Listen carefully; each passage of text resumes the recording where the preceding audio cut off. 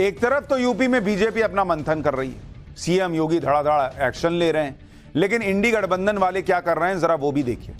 इंडी गठबंधन से नेता विपक्ष कौन होगा ये अभी फाइनल ही नहीं हो पा रहा है।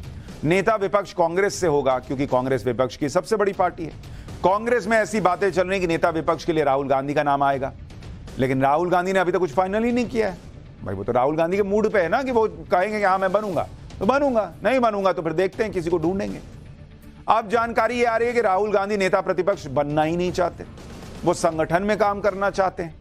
अब अगर राहुल गांधी नहीं तो कौन होगा नेता प्रतिपक्ष? कांग्रेस में राहुल गांधी के अलावा 4 नाम और चर्चा में हैं जो नेता प्रतिपक्ष बन सकते हैं। इनमें से 2 नेता दक्षिण भारत से हैं, केसी वेणुगोपाल और शशि थरूर। 2 नेता उत्तर और पूर्वोत्तर से हैं, गौरव गोगोई और मनीष तिवारी। सूत्रों का कहना है कि इन चारों में से कोई एक नेता लोकसभा में नेता प्रतिपक्ष बन सकता है। अब यह भी समझिए कि नेता प्रतिपक्ष का रोल कितना इंपॉर्टेंट होता है, क्योंकि उसकी भूमिका क्या होती है। दरअसल लोकसभा में नेता प्रतिपक्ष विपक्ष का चेहरा और आवाज बनता है। नेता प्रतिपक्ष के अधिकार और सुविधाएं ठीक वैसी होती हैं जो एक कैबिनेट मंत्री की होती हैं। नेता प्रतिपक्ष कई अहम कमिटीज का मेंबर होता है, जिसमें जेपीसी भी शामिल है। इसके साथ ही नेता प्रतिपक्ष CBI director, CIC, NHRC, Lokpal को चुनने वाली कमेटी में होता है। अलग अलग चयन समितियों में नेता प्रतिपक्ष की मौजूदगी से सरकार जो निर्णय लेती है उसमें पारदर्शिता और निष्पक्षता सुनिश्चित होती है।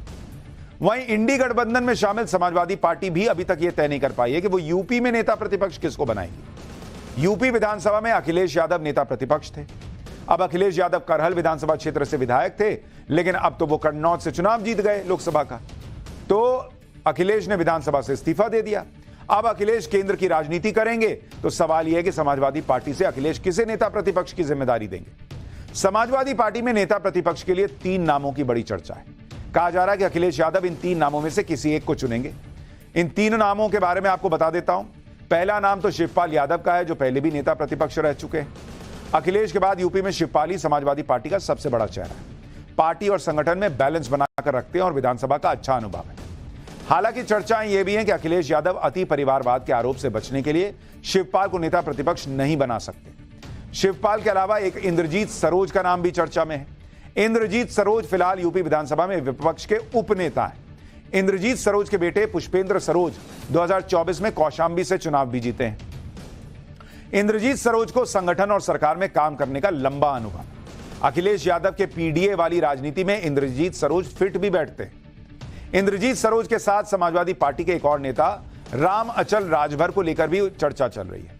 पिछड़ी जाति से आने वाले राम अचल राजभर अकबरपुर से विधायक हैं। अखिलेश यादव आने वाले समय में भी पीडीए की राजनीति करते रहेंगे, इसलिए नेता प्रतिपक्ष के लिए अति पिछड़े या दलित नेता को आगे कर सकते हैं। 2027 को ध्यान में रखते हुए अखिलेश राम अचल को नेता प्रतिपक्ष बना सकते हैं। लेकिन फिलहाल अभी इन तीनों नामों की चर्चा चल रही है। हो सकता है अखिलेश यादव के मन में कुछ और ही चल रहा हो, या वो कोई चौंकाने वाला फैसला ले ले। लेकिन मोटे तौर पर यह कहा जा रहा है कि अखिलेश यादव ने बीजेपी के लिए यूपी में जो पीडीए वाला चक्रव्यूह रचा था वो उसको कायम रखना चाहते हैं। खुद भले दिल्ली आ जाएं, लेकिन नेता प्रतिपक्ष में भी पीडीए की छाप दिखे, ये उनके मन में है। लखनऊ में बीजेपी की महत्वपूर्ण बैठक के बीच सीएम योगी आदित्यनाथ 2 दिन के दौरे पर वाराणसी पहुंच गए। दरअसल प्रधानमंत्री मोदी 18 जून को वाराणसी आने वाले हैं। चुनाव जीतने के बाद पीएम मोदी का यह पहला वाराणसी दौरा होगा। पीएम मोदी वाराणसी की जनता का आभार व्यक्त करेंगे। पीएम मोदी के आने से पहले वाराणसी में तैयारियों का जायजा लेने के लिए सीएम योगी खुद गए हैं। सीएम योगी 2 दिन वाराणसी में रहेंगे और पीएम मोदी के कार्यक्रम की तैयारियों पर नजर रखेंगे। सीएम योगी आदित्यनाथ लोकसभा चुनाव के नतीजों के बाद से ही एक्टिव दिख रहे हैं। प्रशासन को टाइट करने के साथ सारे रुके हुए काम पूरे हो रहे हैं, और ऐसा ही रुका हुआ काम था अकबर नगर में अवैध अतिक्रमण हटाना। लखनऊ में कुकरैल नदी के किनारे अतिक्रमण करके बसाए गए अकबर नगर में अवैध अतिक्रमण के खिलाफ एक्शन जारी है। सुप्रीम कोर्ट के आदेश के बाद अकबर नगर में यह बुलडोजर की कार्रवाई चल रही है। अकबर नगर में जितने भी मकान दुकान बने वो सारे अवैध थे। कुकरैल नदी के किनारे बने अकबर नगर की वजह से कुकरैल नदी एक नाले में बदल गई। नदी के इलाके में ही लोगों ने अपने घर और दुकानें बना लिए। सालों से यहां पर अतिक्रमण होता रहा। स्थिति यह हो गई कि अकबर नगर 1 और अकबर नगर 2 नाम की 2 कॉलोनियां बन गई। अब इन्हें तोड़ा जा रहा है। 10 जून से अकबर नगर में अवैध निर्माण तोड़ने का सिलसिला शुरू हुआ और योगी का बुलडोजर तेजी से चल रहा है। आज भी चला। 4 दिन में 450 से ज्यादा अवैध मकान तोड़ दिए गए। कुल 1100 अवैध मकानों को तोड़ा जाना है। एलडीए की टीम 2 शिफ्ट में काम कर रही है। 5वें दिन भी अतिक्रमण हटाया जा रहा है। 12 पोकलेन मशीन और 9 जेसीबी को इस काम के लिए लगाया गया है। अकबर नगर को लेकर राजनीति भी हो रही है, क्योंकि इलाके का नाम अकबर नगर है, तो इस मामले में भी हिंदू मुसलमान होने लग गया। उसके बारे में आपको विस्तार से आगे बताऊंगा। पहले देखिए अकबर नगर से ग्राउंड रिपोर्ट, कैसे योगी का बुलडोजर मॉडल वहां काम कर रहा है।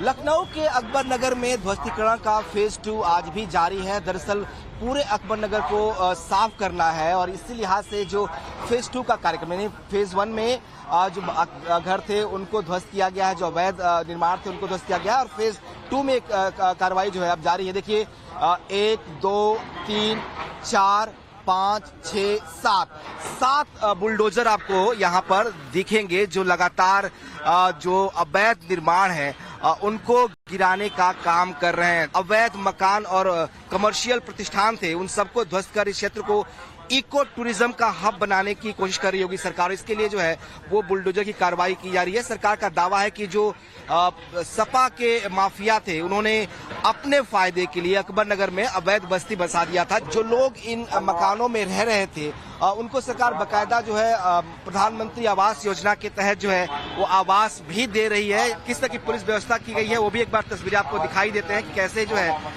बड़ी संख्या में फोर्स जो है वो डिप्लॉय किया गया है और वो फोर्स की कोशिश ये है कि जो लोग अभी भी इन घरों में है उनको निकाला जाए। उसके बाद जो पूरी प्रक्रिया है बुलडोजर की वो चले। अकबर नगर में सुप्रीम कोर्ट के आदेश पर अतिक्रमण हटाने की कार्रवाई चल रही है, लेकिन इस पर भी राजनीति शुरू हो गई। एआईएमआईएम के अध्यक्ष असदुद्दीन ओवैसी ने अकबर नगर में अवैध निर्माण गिराए जाने को मुसलमानों से जोड़ दिया। ओवैसी ने सोशल मीडिया पर लिखा कि चुनाव के नतीजों के बाद मुल्क के कई हिस्सों में मुसलमानों पर हमलों के मामले बढ़ रहे हैं। उत्तर प्रदेश में 2 मौलानाओं का कत्ल कर दिया गया। अकबर नगर में मुसलमानों के घर पर बुलडोजर चला दिया गया। क्या संघ परिवार मुसलमानों से बदला ले रहा है? ओवैसी खुद को मुसलमानों का सबसे बड़ा नेता साबित करने के लिए बिना सच्चाई जाने कुछ भी लिख देते हैं, बोल देते हैं, जबकि अकबर नगर की सच्चाई बिल्कुल अलग है। ओवैसी शायद अकबर नगर के नाम के आधार पर आरोप लगा रहे हैं, जबकि सच्चाई यह है कि अकबर नगर में हिंदू मुसलमान दोनों समुदाय के लोग रहते हैं। अकबर नगर में जो अवैध निर्माण हुआ उसमें सिर्फ मुसलमान ही नहीं बल्कि बहुत सारे हिंदू भी हैं जिनके मकान और दुकान गिराए जा रहे हैं। हिंदुओं के भी मुसलमानों के भी मकान दुकान गिर रहे हैं। यहां पर हो रहे एक्शन में किसी भी तरह का कोई भेदभाव नहीं किया जा रहा। अकबर नगर में कई मस्जिद और मंदिर भी बने हुए हैं, लेकिन उनको नहीं तोड़ा गया। यह तस्वीर आप खुद देखिए, तमाम मकान और दुकान तोड़ दिए गए लेकिन मंदिर वहीं खड़ा है। उसी तरह से अकबर नगर में बनी 3 मस्जिदें भी शान के साथ खड़ी हैं। ना मुसलमानों के धार्मिक स्थलों को तोड़ा गया, ना हिंदुओं के धार्मिक स्थल को तोड़ा गया, लेकिन ओवैसी इसमें भी मुसलमान का एंगल ढूंढ के ले आए। देखिए अकबर नगर से एक और ग्राउंड रिपोर्ट। लखनऊ के अकबर नगर में योगी सरकार के बुलडोजर अवैध निर्माण के खिलाफ चल रहे हैं। तस्वीरों में आपको देखेंगे 7 बुलडोजर जो है वो आज भी गरज रहे हैं, वो आज भी जो अवैध निर्माण है उन्हें गिरा रहे हैं और ये कार्रवाई बिना किसी भेदभाव के सबके खिलाफ हो रही है। जो भी इलीगल तरीके से यहाँ पे रह रहे थे, चूंकि ये पूरा निर्माण माना जा रहा है कि इलीगल था, लिहाजा सुप्रीम कोर्ट के आदेश के बाद ये कार्रवाई यहाँ पर एलडीए के द्वारा की जा रही है, योगी सरकार के द्वारा की जा रही है और इसमें किसी तरह का कोई भेदभाव नहीं है, क्योंकि इन इलाकों में बड़ी संख्या में अगर मुसलमान रहते हैं तो हिंदू भी उतनी संख्या में इन इलीगल जो निर्माण थे उसमें अवैध निर्माणों में रह रहे थे, तो लिहाजा कोई भेदभाव की बात नहीं। यहाँ पे अगर मंदिर सुरक्षित रखे गए अभी तक तो मस्जिद भी सुरक्षित है। देखिए जो ध्वस्तीकरण कार्रवाई चल रही है वो आगे चल रही है, लेकिन यहाँ रोड के किनारे एक मंदिर है वो सुरक्षित है। दूसरा मंदिर आपको दिखाए सामने वो भी सुरक्षित है, वहां भी कोई कार्रवाई नहीं हुई है। आसपास के जो घर है उसको गिराए जा रहे हैं और ये घर किसी के भी हो सकते हैं, हिंदू के भी हो सकते हैं, मुस्लिम के भी हो सकते हैं। बड़ी संख्या में हिंदू और मुसलमान दोनों जो इन घरों में अवैध रूप से रह रहे थे उन पर ये कार्रवाई चल रही है। दूसरा तस्वीर आपको दिखाते हैं, ये फेज फर्स्ट में जो ध्वस्तीकरण की कार्रवाई हुई थी वो इस एरिया में हुई थी, रोड के दूसरी तरफ दाएं तरफ हुई थी और यहाँ पर पूरा समतल कर दिया गया है। ये तमाम जो अवैध निर्माण थे उन्हें ध्वस्त कर दिया गया, लेकिन यहाँ पे आपको तस्वीरों में 3 मस्जिदें दिखाई देंगी। ये मस्जिदें अभी भी सुरक्षित है, यानी कि अगर मंदिर सुरक्षित है अभी तो अभी मस्जिदें भी सुरक्षित है।